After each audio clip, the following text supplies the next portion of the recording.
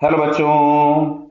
यहां लिखा गया है two particles are projected simultaneously from two points O and O dash such that they are 10 meter horizontally apart and 5 meter vertical distance between them as shown in the figure.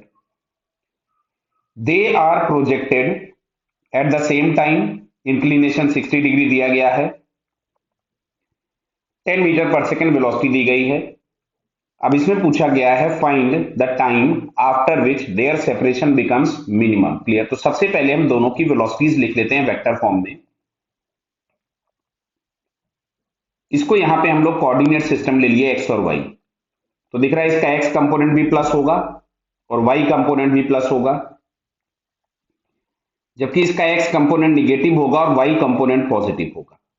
Clear. तो मैं अगर लिखता हूं velocity of ओ, तो ये हम लोगों के पास मिलेगा 10 cos 60। cos 60 बोले तो 1/2, तो 5 i कैप प्लस ये आपके पास हो जाएगा 5√3 j कैप। अच्छा, वेलोसिटी ऑफ ओ डैश ये भी मैंने लिखा, तो इसका हॉरिजॉन्टल कंपोनेंट माइनस मिलेगा, मतलब minus of 5 i cap plus आपके पास ये आ रहा है 5√3 j कैप। अब यहां से हम लोग पहले रिलेटिव वेलोसिटी निकाल लेते हैं कि relative velocity of O with respect to O dash. तो हम लोग यहां से लिखेंगे velocity of the O minus velocity of O dash. तो दिख रहा है अगर हम इन दोनों को माइनस करेंगे तो ये वाला टर्म कैंसिल हो जाएगा और ये माइनस ऑफ माइनस हो जाएगा प्लस। चलिए मैं आपको पूरा लिख के दिखा देता हूं। तो यहां से अगर हम लोग लिख रहे थे O with respect to O dash, तो वेलोसिटी ऑफ ओ मैंने पहले लिखा, तो 5 i cap plus 5√3 j cap minus 5 i cap plus 5√3 j cap.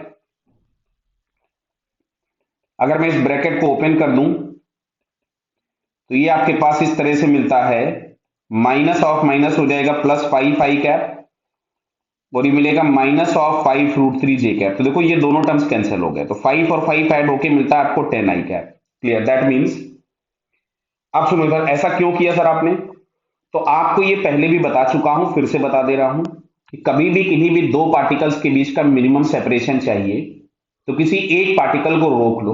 एक पार्टिकल को रोकने का मतलब किसी एक पार्टिकल के रेस्पेक्ट में दूसरे की वेलोसिटी निकालो।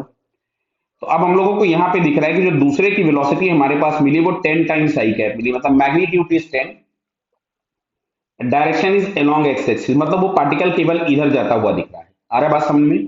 अब देखो मैं आप फिर से समझाता हूं। मान लो कोई भी एक ऑब्जेक्ट इस डायरेक्शन में मूव कर रहा है। मान लो कोई भी पॉइंट ए था, वो इस लाइन पे मूव कर रहा था और बी पॉइंट जिसको हम लोगों ने यहां पे रोक के रखा था, तो बी के रेस्पेक्ट में ए के लिए मिनिमम डिस्टेंस यही वाला तो होगा, जब वो उसको परपेंडिकुलरली क्रॉस कर रहा होगा उसी इंस्टेंट पे जो डिस्टेंस होगा मिनिमम होगा। तो हमको दिख रहा है कि ब्लू वाली लाइन आपको रिलेटिव वेलोसिटी दिख रही है, तो जब वो यहां कहीं से पास हो रहा होगा उस टाइम पे सेपरेशन मिनिमम होगा ओ और ओ डैश का। बेटा क्लियर हो रहा है क्या? बराबर। तो अब अच्छा देखो, इस डायरेक्शन में इसको डिस्प्लेसमेंट करना है 10 मीटर एक्स एक्सिस के लॉन्ग, और एक्स एक्सिस के लॉन्ग इसकी वेलोसिटी है 10। तो जो टाइम हम लोगों के पास लगना है वो 10/10, दैट मीन्स 1 सेकेंड। तो at T is equal to 1 second separation will be minimum. तो फाइनल आंसर हमारे पास क्या होगा? आपसे क्वेश्चन ये पूछा था ना, find the time after which separation becomes minimum, तो आंसर इज 1 सेकेंड। ओके बेटा, ऑल द बेस्ट।